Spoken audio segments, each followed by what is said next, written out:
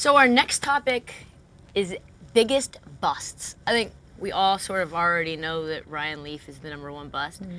When, Kent, did you realize that this guy is going to be this cautionary tale? Do not take this guy. Yeah, I'm not a draftnik or a football guru, but I knew his last year at Washington State before he was even drafted. I covered the Pac-10 back then, and everybody in the league knew that really he was a very unlikable person. The guy he got along with was Mike Price, his head coach.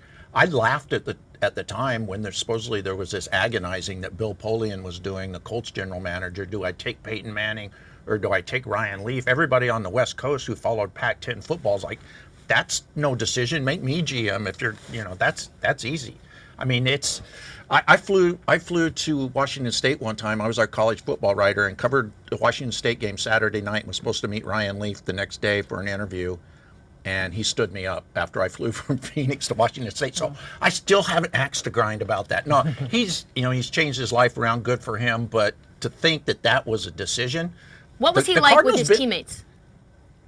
I think they felt like he was obviously immature, that he didn't work, emotional. You never knew what you were going to get from day to day. I knew an assistant coach with the Chargers at the time said one time Ryan's family showed up at practice and he was amazingly sharp. He looked like the guy who led Washington State to the Rose Bowl. At other times, he was freaking out in the locker room on reporters and just erratic. I think even back before he was drafted, I think a lot of people who covered college football knew that this is not a guy who in contention for being the #1 pick. A different sort of bust, JB, is JaMarcus Russell. Not nearly as sort of cantankerous as Ryan. When did you observe him and say, ooh, yikes? Yeah, similar to Kent, I've got an interview story. So we're at the Combine in Indianapolis, and one of the NFL officials comes to me and Peter King, Sports Illustrated at the time, and says, hey, would you guys like a few minutes with JaMarcus? It'll just be you two, but you've asked to talk to him, and he's only going to have a few minutes, but do you guys mind doing it together? And Peter and I looked at each other and said, yeah, sure, let's do it. So we go in the room, and we've got about 5-7 minutes with JaMarcus Russell, and we're asking our questions, and we're alternating. Peter and I working together. Okay, we'll share what we want to or not or whatever.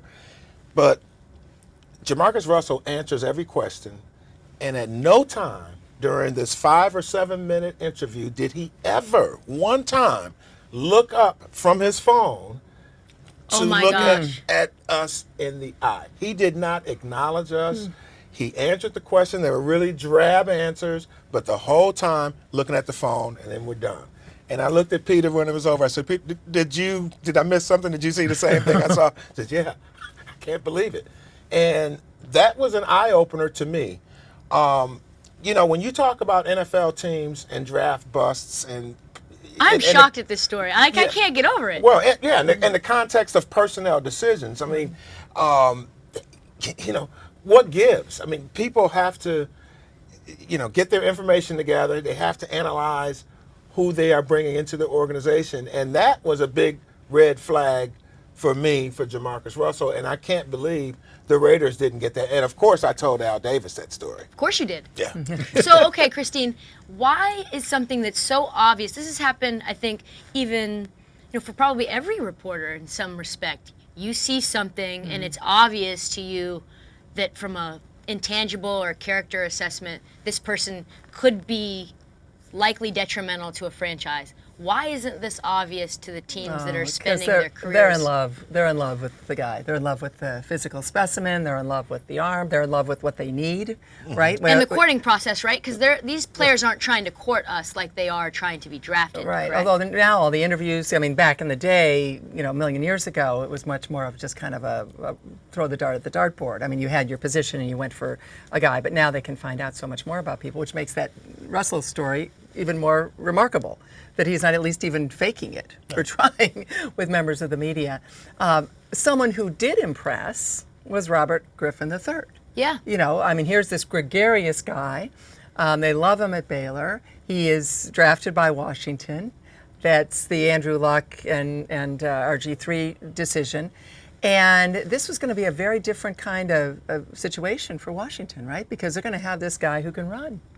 And, I mean, they had Theismann a million years ago, but they're going to have a guy, he's a Heisman winner, he's popular, he comes to town, people love him. I actually ended up talking to him for a few minutes, and it was at some basketball game. I mean, he's running for office. Everything's going great till he gets injured. And at that point now, you've got Washington with a player who's a completely different kind of quarterback than the guy that they thought they had. And that's, I think, the beginning of the end in terms of Washington and RG3. He's still obviously in the league, and you hope that there's a second chance for him of its own. You were in the DMV area during that 2012 season. Put that into context. You were at that playoff game. Oh, yeah. Discuss that. Well, RG3, as Christine alluded to, could do no wrong when he got there. And the things you heard about RG3 and the things that people questioned about him as he was trying to come back, and was he, trying to make himself bigger than the team, and was his ego out of check, and his relationship with Snyder, all of those things about RG3 that emerged later, they weren't there during his rookie year. During his rookie year, RG3 was the guy who united people on both sides of the aisle at Capitol Hill. Republicans loved him, Democrats loved him, and that, let me tell you, is a real difficult thing to have in Washington. So he had that magic about him and that energy, and it energized the team and the franchise base and everything that you would want. And so for 1 year, you got that with RG3 until he got injured in the playoffs, and that just changed everything. So RG3, unless he is able to somehow come back, and he's a backup with the Ravens now, and you never know what can happen in time. But as it stands now, the classic, 1 year, one hit wonder, and injuries can do that. Outside of injuries, what do you think the common thread is with busts? I would say maybe a couple things. One, I think first is a lack of passion or commitment to being great. I think if you see number one picks and Hall of Famers, they put in the time outside the game, outside the field, outside the practice field. They have a personality that others are willing to gravitate to, especially at the position we're talking about at quarterback. I think all of those things. I think, some things that get derailed is maybe an arrogance that you've solved it all, that you know it all. No one can tell you anything. And then sometimes guys get drafted into terrible situations and bad organizations, and sometimes they don't have much of a chance at all. I've seen that happen in Arizona over the years several times, and guys go on later and perform well for other teams. But I would think, a lack of this. This is how much this game means to me. I'm going to go home and put in the time a Peyton Manning does, a Tom Brady does, et cetera. Well, I was just going to say, it can also be the tutelage.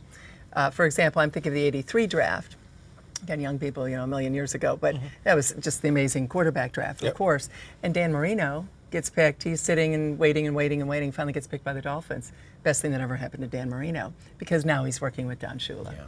And you're talking about, so there are times. Some I'm of not it's saying situational. It's absolutely. There are times the guy goes to the wrong place, and a coach that could have changed his life, all of a sudden that coach isn't there because he's at the wrong team. Yeah, because would you take Aaron Rodgers right now or Alex Smith? Yeah, I know. Okay, I mean, easy question, and no knock on Alex Smith, but look at what Aaron Rodgers has become. Could you imagine Aaron Rodgers in San Francisco?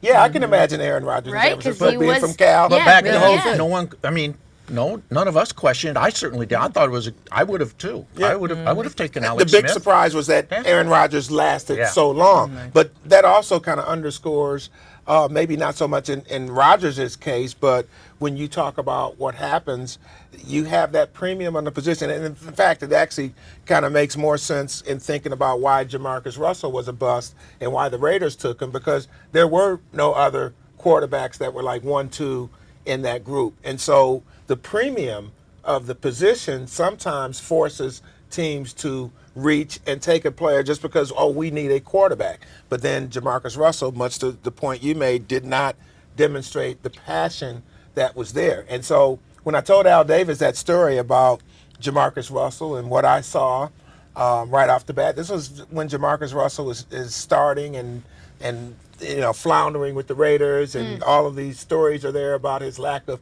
commitment and all of these things. And I'm like telling Al Davis, if I saw it, why didn't you guys see this?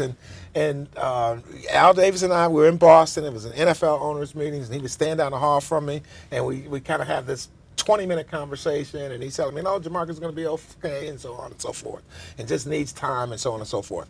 So I get home, and Al Davis flies across the country and goes back to Oakland, and then I get a phone call from his secretary, Mr. Davis would like to speak to you, right?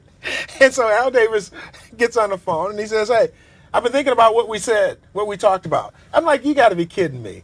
Okay, during the flight home, you're thinking about this?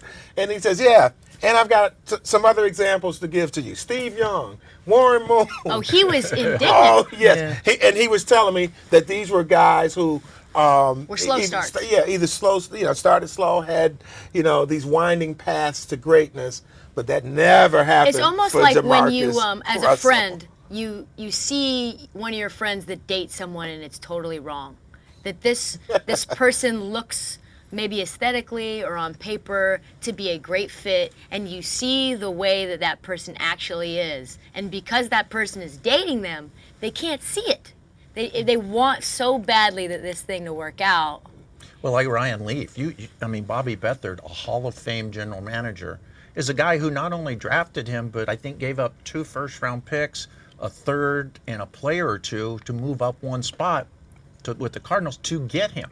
Yikes. So it's not like bad football guys are the only ones who make these decisions. Well, and Beathard was making all those great choices with Washington when they didn't even have first-round picks. Sure. Because they were still given away from George Allen back in the previous century, But I also think it's important to just kind of talk about this thing called the draft. Yes. Because I remember when it was right a little room, Marriott Marquis, not far from where we are right now, not a tiny room, and it was even smaller than that. But it was guys with phones and their little football helmets, and you had some Giants and Jets fans, and that was about it. And you see what's going on now, and you see Nashville, for example.